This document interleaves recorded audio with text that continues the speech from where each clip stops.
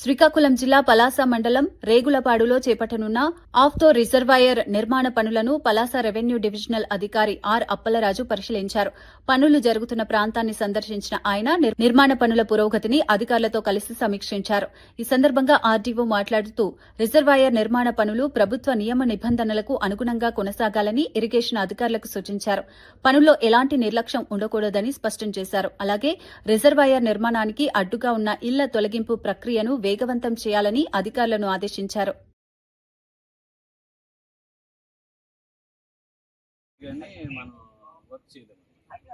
ఈ సీజన్ కి ఎట్టి పరిస్థితుల్లో డైవర్షన్ సార్ అంతా డైవర్షన్ రోడ్ మీద ఉన్నారు.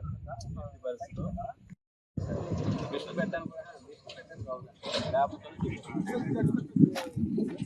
అదే నెక్స్ట్ సీజన్ సార్ అది సార్ ఏంటంటే ఓపెన్ చేయండి అట్లీస్ట్ కానీ మనం వర్క్ చేయలేము. ఈ సీజన్ కి ఎట్టి పరిస్థితుల్లో డైవర్షన్ సార్ అంతా డైవర్షన్ రోడ్ మీద ఉన్నారు.